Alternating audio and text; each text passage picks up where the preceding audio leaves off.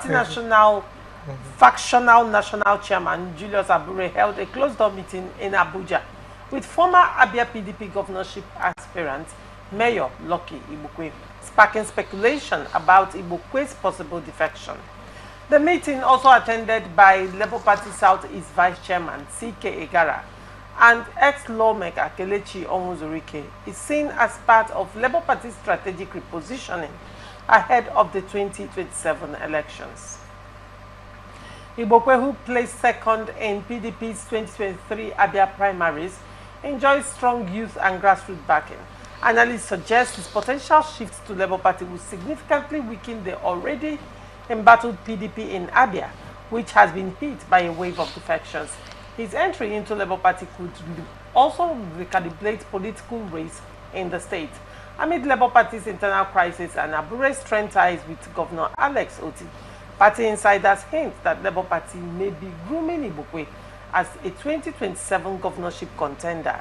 Political observers say the evolving alliance could dramatically reshape Abia's political landscape in the lead up to the next election cycle.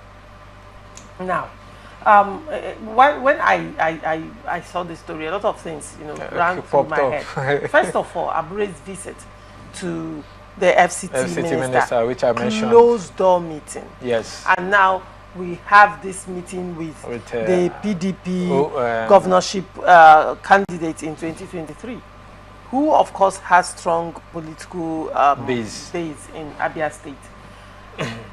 Now, one would say, don't forget that Alex Otti in the first instance was the first person that dared Abure and asked Abure to resign. He was also the person that called the enlarged stakeholders meeting that saw the beginning of this entire crisis and ousting of Abure. Yes.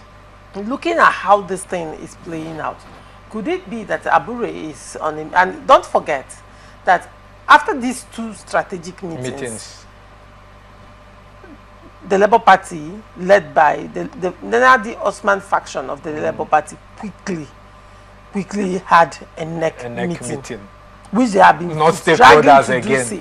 Yes, they have been dragging their feet to do. Suddenly, after these two meetings, suddenly Labour Party, that meeting was not even announced as it were. Yes, we didn't get a wind. Suddenly had a neck meeting to ratify Nenadi Osman. What could be happening, if I may ask you?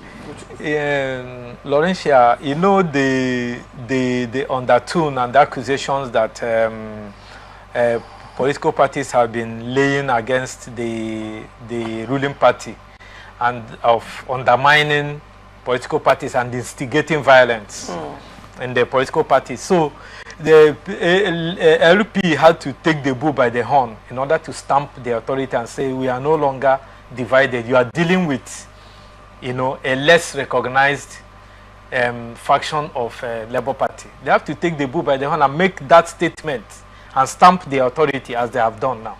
So, but when you talk about Abure going to opposition leaders, Abure have been in that habit over time. Remember that the wife, I always say it here, that the wife, cross-carpeted with him or defected with him to Labour Party. They were coming from the AD, AC, and the APC family. So the wife also is still a card-carrying member of APC. So at the end of the day, you find out that he himself cannot muster the shame that is awaiting him. The shame that is awaiting him, anything that he is seeing around him now is a way to remedy his image, because Abure, even in the eyes of the Labour Party sympathizers and the members of Labour Party and also the obedient group, you know that Lamidia Papa is even having more political weight than Abure now, because Abure, who would have been held as a hero, I've said here, as a hero in Labour Party for having made a statement, or even if you're coming back, give yourself, let people approve of what you have done for us. Use what you have made, the statement you have made in 2022, 2023 as a statement of campaign. in order to lobby party members to, speak to their conscience in voting you back to the party. But he decided to jettison that. I want to play. You can deceive people all the time, but you cannot deceive other people all the time. So now, he now made an enemy for himself. And immediately Obi removed his support. You saw how he came down crashing like a pack of cards. So he himself now, who is now looking for a survival and, looking how to catch the headlines. That's what he's doing now. Because what he's doing, meeting, but who is this person in Abia State, seeing what Otti is doing? That will even agree to come to a content, not even you wooing the person to come into Labour Party in order to scuttle the chances of vote. Probably that's what it is. Yes, probably, he want to woo the person into Labour Party in order to have a parallel Labour in Abia State. It will also. But it will not hold waters. It will be tricky if you understand the psyche of an average Abian, yes. Considering that PDP misrule. Yes. In Abia State, spanning over a period of 20 years. Yes, of course. I mean, Labour Party, Alex Otti under Labour Party, has been trying to repair the damages done over time by PDP. and the PPA. And in 2 years, Alex Otti has done what PDP could not do in 20 years. Yes. I have been to Aba. Of recent? Of recent, I have been to Aba. I have driven from Port Harcourt to Aba. I've driven from Port Harcourt down to Isialambano, but I had to go through Abia Tower. Okay. So I can tell you for free what the road is like. Okay. And I've had cause to also go to Aba, within the city for a few days, and it's amazing what he has done. Within the 2 years. The fact that one can move from Port Harcourt to Aba is and come back. At this point, the best way to describe it is a miracle. Yes, it can only be that. It is so. How is anybody at this point in time going to shift the mindset of the people of Abia people to vote? Like, I'm trying to understand. That is where I was going precedence had the person set with what's like how. I'm trying to get it around, because I mean, this is a situation whereby every single person in Abia State is praying for Alex Otti. Yes. So with what campaign are they going to? What cloud? And mind you, Abia people are coming they are still healing from the trauma. Yeah, they are passed through over time. 2 decades of misrule. Yes. And when they suddenly have a breath of fresh air, they are now telling them to now vote for somebody that left the same party that have put them in an untenable position and now moved into how is that going to? And even to the extent, the question would be, would they even survive the primaries? To the extent, Laurentia, of even fielding alien candidate that died in order for a lot of shenanigans, a lot of political interplay that played out, accumulating into the primaries of PDP. You remember the professor that died from the Ikone dynasty that passed on. And who is this young man? I even pity him if he will not. Anybody that is coming to challenge Otti want to ridicule himself. The only picture I want to paint here is Otti has become an institution in Abia State. Remember that even over time it had been alleged that he has been winning election, even with Abga. But the people were not able to, not even the people this time, all credit goes to Professor Otti. Because no matter what the people, we saw what happened in River State during the election. Professor Otti now, okay. That's Professor Otti. I thank you for reminding me her first name. So, what happened in River State? That people voted massively for the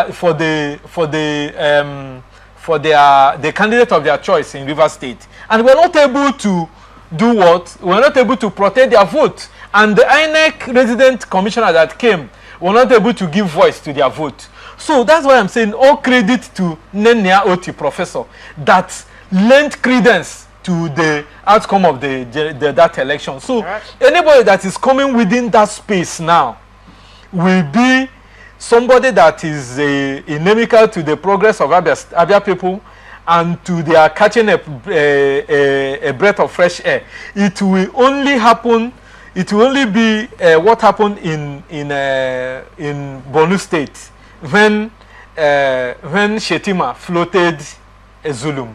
Like I told you that even Zulum comes out tomorrow that he wants to vie for presidency of Nigeria, I will vote him, irrespective of where they are zoning it. All right. So Otti is that personality in the Nigerian political space now as a governor that is representing Zulum and what P2B did in Anambra State. That is where I will rest it. So let them not even contemplate. Any political party or anybody be contemplating of coming to, unless they have money to throw around or they want to showcase themselves through the electioneering campaign that their face show, according to our people. But if not, let Abia State continue. I can't envy them. I can't fathom the kind of joy that is going on in their mind, and you can't imagine. Yeah, I can't fathom it. Let them continue to enjoy it. Abia State for the first time is neat, and you know, most commendable is usually when you're traveling from River State to Abia State, there is this dump sites along the expressway that, oh my goodness. And this has been cleared? Oh my goodness, it has been cleared. It has actually been relocated. I don't know how they did that, but like nothing. So like, the P2B mantra that I think you new Nigeria is possible is visible. I think you need to travel to Abba. Okay, and then ask questions. The interesting thing for you would be moving from River State without any obstruction.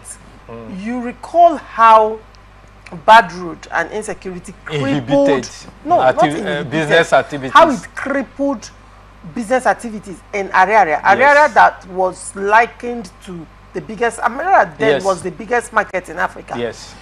People were coming from everywhere, different parts of the to buy things Africa. Like Abba is the depot of production. Whatever you can think of, it can be made in that city. Yes. And because of the bad road, people started spending more money to buy directly from Lagos and spend more in Waybill and Onitsha and all of that, and business was crippled in Abia State. People started relocating just because of bad governance. And you can imagine having to travel to Abba from River State to Abba should be at least maximum 45 minutes drive. But now then 4 hours. Yes. You are yet to. If you don't even get vehicle that will stop here and you have to come down and trek. And 4 hours you have not gotten. I mean, this. And Laurentia, you even recall that the former chief of army staff, Buratai, there was a time they went to make military wares in Abba, and he was marveled at the way those craftsmen could recreate what the Nigerian military was doing. So Abba was there is no way you can remove what can happen in Abba and how industrialized or viable Nigeria could be.